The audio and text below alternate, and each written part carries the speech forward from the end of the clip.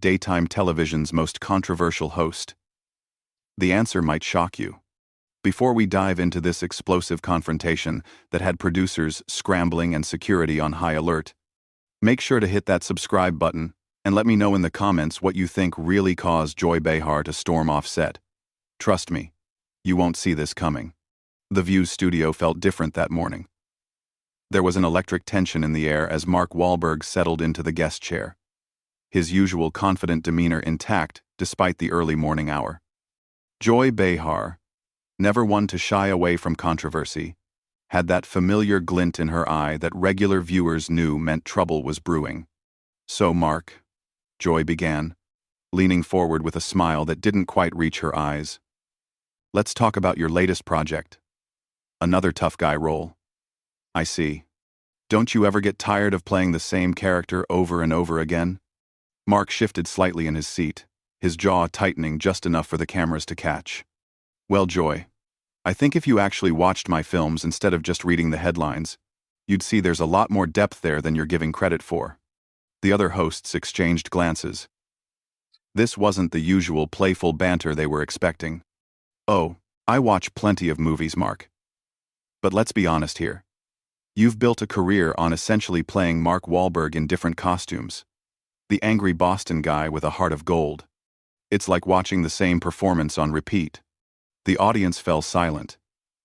Even Whoopi looked uncomfortable as she tried to jump in.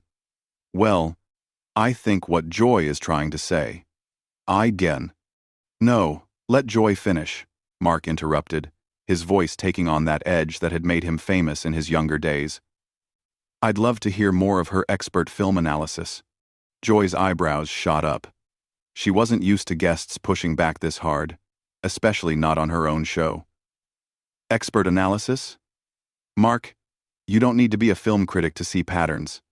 You've been playing variations of the same character for 20 years. The troubled guy from the neighborhood who makes good. It's your entire brand." "My brand?" Mark's voice rose slightly, and the camera operators instinctively zoomed in tighter. "You want to talk about brand, Joy? Let's talk about yours. How long have you been playing the same character? The bitter comedian who tears down successful people because it gets laughs from an audience that feels better when others get knocked down a peg." The studio went dead quiet.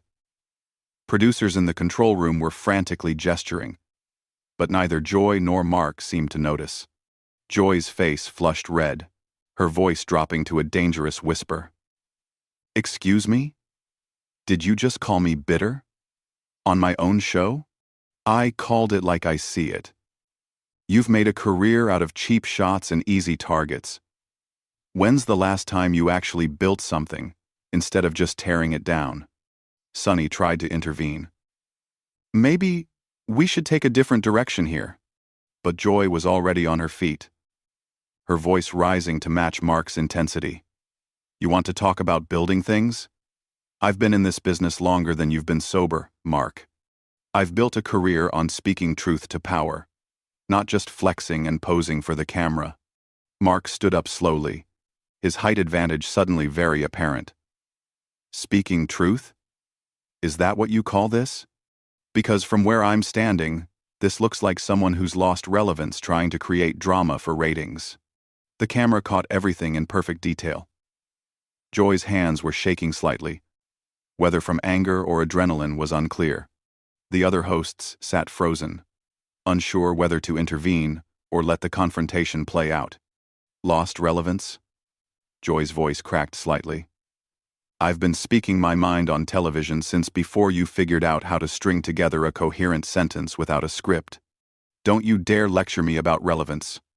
Mark took a step closer, not threateningly, but with the kind of intensity that filled the room. "Then, start acting like it.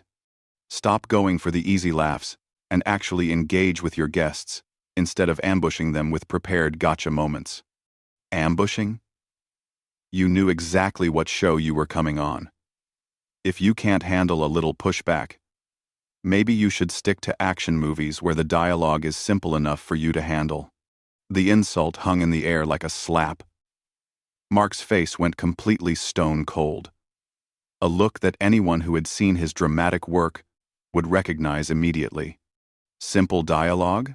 That's rich coming from someone whose biggest contribution to comedy was standing next to funnier people and hoping some of it rubbed off. Joy's mouth fell open. In 30 years of television, she had never been spoken to like this on camera. The audience was completely silent, some looking genuinely uncomfortable as they watched what was clearly becoming more than just television drama. "How dare you?" Joy whispered, her voice shaking with fury. "How dare you come on my show and disrespect me like this?" "Your show?" Mark shot back. "Last time I checked, this was called The View, not the Joy Behar Hour. Maybe that's the problem. Maybe you've forgotten that other people are supposed to have opinions too." The control room was in chaos. Directors were shouting into headsets, trying to figure out whether to cut to commercial or let the confrontation continue. The other hosts looked like they were watching a car accident in slow motion. Joy was pacing now, her hands gesticulating wildly as her voice reached a pitch that made the audio technicians wince. "You think you can come in here and humiliate me? You think because you've got a few good movies under your belt that gives you the right to attack me personally? Attack you? I'm responding to you attacking me. You started this the moment I sat down with your little prepared speech about my career. But the difference is, I'm not hiding behind comedy. I'm telling you exactly what I think. What you think? What you think doesn't matter to me, Mark. You're a guest on my show, and you will show me respect." Mark laughed, but there was no humor in it. "Respect is earned, Joy. And right now, you're not earning it. You're demanding it like some kind of queen bee who thinks she's untouchable." The tension in the room was so thick it was almost visible. Security had started moving closer to the set, though they weren't sure what exactly they were preparing for. The audience was completely silent, except for a few nervous coughs and the sound of people shifting in their seats. Joy stopped pacing and turned to face Mark directly, her eyes blazing with an intensity that made even the seasoned camera crew take notice. "Untouchable? You want to see untouchable? I've been doing television since you were still running around Boston getting arrested. I've survived network changes, co-host drama, and everything else this business could throw at me. I don't need some reformed troublemaker telling me how to do my job." Mark's expression hardened further. If that was even possible. Reformed troublemaker? There it is. You can't argue with what I'm saying, so you go straight for the personal attacks. Bring up my past because that's all you've got. Your past is part of who you are, Mark. You can't just pretend those years didn't happen because you've cleaned up your image for Hollywood. I'm not pretending anything. I own my mistakes. But at least I learned from them. You're still making the same ones you were making 20 years ago. Still going for the cheap shot instead of having an actual conversation. Whoopi finally found her voice and tried desperately to regain control. "No," Joy cut her off sharply, never taking her eyes off Mark. "I want to hear more about how I'm doing my job wrong. From someone who thinks acting tough makes him an expert on everything." Mark shook his head, a bitter smile playing at the corners of his mouth. "Acting tough? Joy, you have no idea what tough actually is. Tough isn't sitting behind a desk taking shots at people. Tough is owning your mistakes, learning from them, and trying to be better. Something you clearly know nothing about." The other hosts were completely frozen now. Sunny had her mouth slightly open, clearly wanting to speak but having no idea what to say. Sarah looked like she was considering hiding under the desk. Joy's voice dropped to a dangerous whisper again. "Don't you dare lecture me about being better. I've spent my entire career fighting for what's right. Speaking up for people who don't have a voice. What have you done? Besides make action movies and pretend to be deep in interviews. Pretend to be deep?" Mark stepped closer again, his voice rising. "I've put my money where my mouth is. I've created jobs, supported charities, helped kids in my old neighborhood. What have you done besides complain about people who are actually making a difference? Making a difference? You make movies, Mark. You're not curing cancer. You're not saving the world. You're an entertainer who's gotten way too comfortable believing his own hype. The audience was completely captivated now, some leaning forward in their seats as if they were watching a boxing match instead of a daytime talk show. The camera operators were having a field day, cutting between close-ups of both faces as the argument intensified. Mark's laugh was harsh and cold. Believing my own hype? That's perfect, coming from someone who thinks being loud equals being right. You don't want conversation, Joy. You want submission. You want guests to come on here and nod along while you deliver your prepared talking points. My prepared talking points? At least I do my homework. At least I come prepared instead of just winging it, and hoping my charm will carry me through. Charm? Mark's voice was incredulous now. Is that what you think this is about? Charm? This is about respect. Joy. Something you clearly don't understand. You think because you've been here longer, you can treat people however you want. Joy was trembling now. Whether from rage or something else entirely was impossible to tell. Treat people however I want. I treat people the way they deserve to be treated. And right now, you're acting like an arrogant has-been who can't handle being challenged. The words hit Mark like a physical blow. His face went completely white, then flushed red. For a moment, it looked like he might actually lose his temper completely. Has-been? His voice was so quiet it was almost a whisper, but the microphones picked up every word. A has-been? Joy. I'm at the top of my career right now. My last 3 movies made more money than your entire network pulls in during a good quarter. But money isn't everything, is it? Because if it was, you'd be treating me with a little more respect. Joy's eyes flashed dangerously. Oh, now we're talking about money? How very Hollywood of you. Reduce everything to box office numbers because that's the only way you can measure worth. I'm not reducing anything to numbers. I'm pointing out that maybe, just maybe, someone who's having the kind of success I'm having might know something about what works. But you can't hear that because your ego won't let you. My ego? Joy's voice cracked slightly. You want to talk about ego? You're the one who can't handle a simple question about your career choices without turning it into a personal attack. Simple question. Joy, you didn't ask me a question. You delivered a prepared insult, disguised as commentary. There's a difference, and the fact that you can't see it is exactly the problem. Whoopi made another desperate attempt to intervene. Maybe we should take a commercial break and... No. Both Joy and Mark said it simultaneously, their voices overlapping in a moment that would have been funny under any other circumstances. Joy continued, her voice rising again. I want to finish this conversation. I want America to see exactly what kind of person Mark Wahlberg really is when he doesn't get his way. Mark stared at her for a long moment, his expression shifting from anger to something that looked almost like pity. Joy, everyone can see exactly what kind of person you really are. You're a bully who's gotten so comfortable in your position that you've forgotten how to have an actual conversation. You've forgotten how to listen. A bully? Joy's voice rose to a near shriek. Did you just call me a bully? On my own show? In front of my own audience? Yes, I did. Because that's what this is. You invited me here, not to have a conversation, but to tear me down for entertainment. And when I pushed back, you got angry because no one's supposed to fight back. Well, guess what? I'm fighting back. The studio fell completely silent, except for the hum of the cameras and the barely audible whispers of the production crew.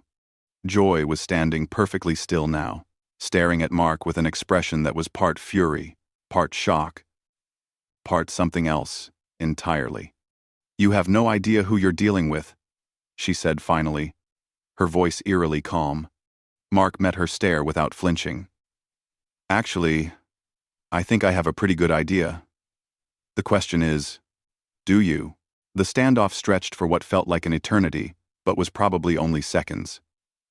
Joy's breathing was visible now, her chest rising and falling as she processed what Mark had just said to her. The other hosts looked like they were witnessing something they were never supposed to see, something that went far beyond television drama. You know what your problem is, Mark? Joy's voice was different now, colder and more calculated. You think because you've reinvented yourself from street thug to movie star, that makes you better than everyone else. But I can see right through that act. Mark's expression shifted, the anger giving way to something harder to read. Act? Joy. There's no act here. This is me responding to someone who's been attacking me from the moment I sat down. But if you want to keep talking about acts, let's talk about yours. My act? Yeah, your act. The whole angry truth-teller thing. The fearless comedian who speaks truth to power. But you know what? Real truth-tellers don't punch down. They don't use their platform to humiliate guests. They don't hide behind comedy when they want to be cruel. Joy's face went through a series of expressions, settling finally on something that looked like pure rage. Cruel? You want to see cruel? Cruel is coming on someone's show and telling them they don't know how to do their job. Cruel is insulting someone's entire career in front of millions of people. I'm not insulting your career, Joy.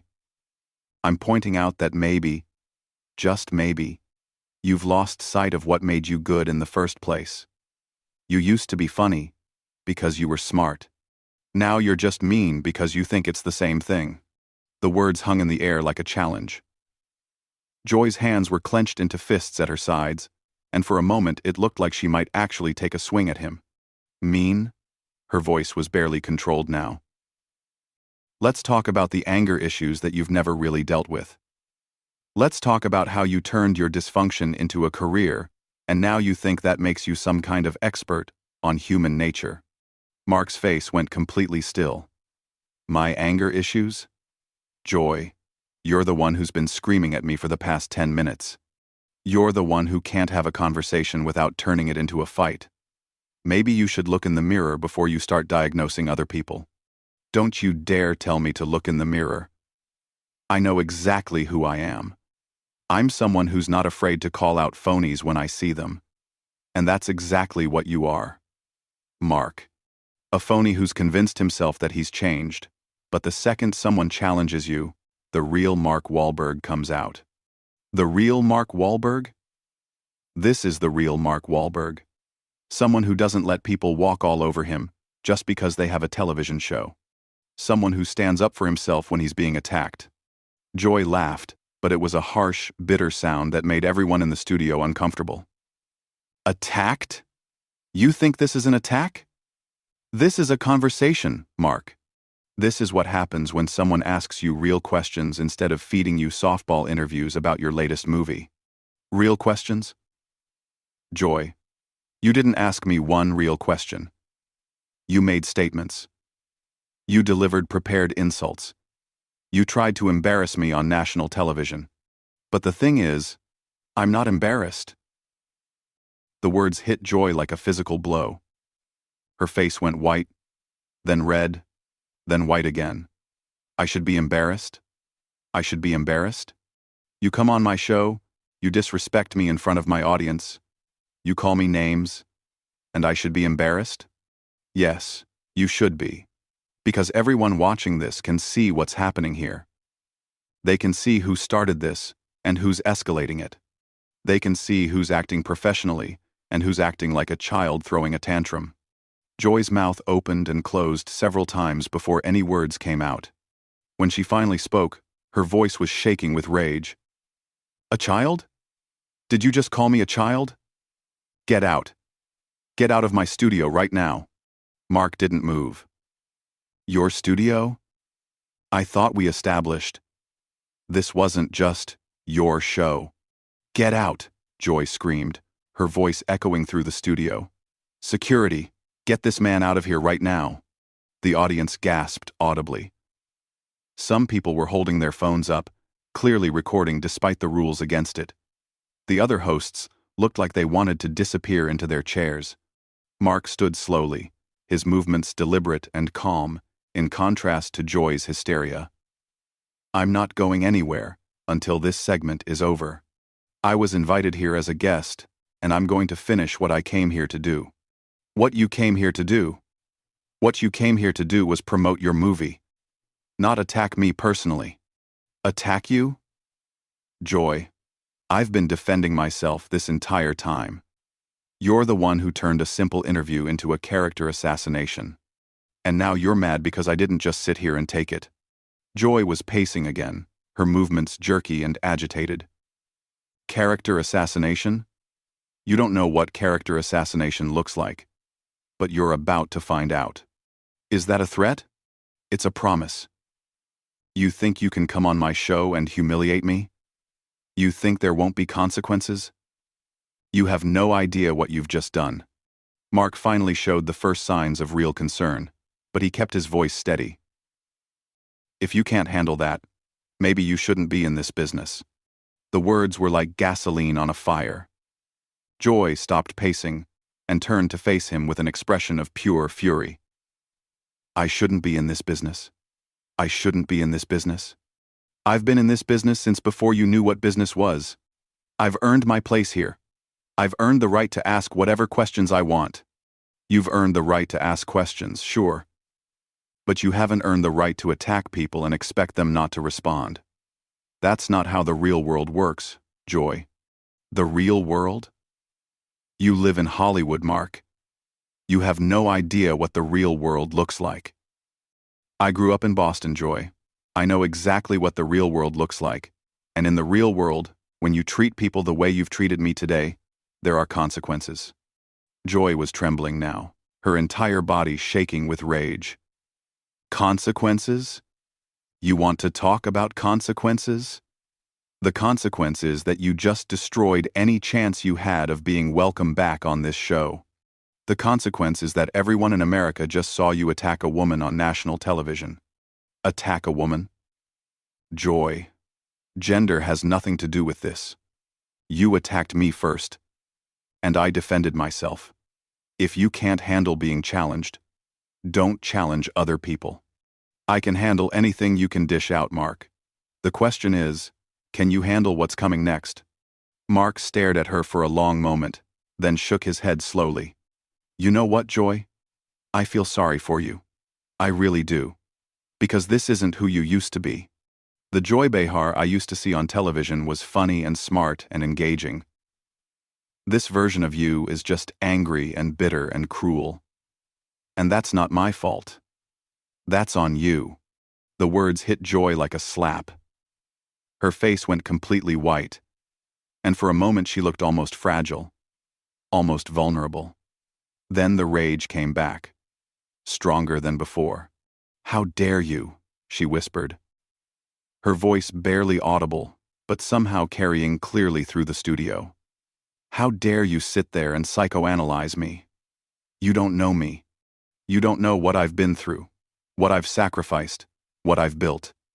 You don't get to tell me who I am, or who I used to be." "You're right," Mark said quietly. "I don't know you, but America does. They've been watching you for years. And they can see the difference between the Joy Behar, who used to make them laugh, and the one who's screaming at me right now." Joy stood perfectly still for a moment, staring at Mark with an expression that was impossible to read. Then, without warning, she ripped off her microphone and threw it on the floor. "I'm done," she said, her voice deadly calm. "I'm done with this conversation. I'm done with this guest. And I'm done with this show." And with that, Joy Behar turned and walked off the set, leaving behind a stunned audience, bewildered co-hosts, and a guest who looked like he couldn't quite believe what had just happened. The cameras kept rolling as the remaining hosts sat in complete silence, nobody quite sure what to say or do next. Mark looked around at the remaining hosts, then directly into the camera. "Well," he said quietly, "I guess that's a wrap. What did you think of that explosive confrontation? Was Joy right to storm off, Or did Mark cross a line?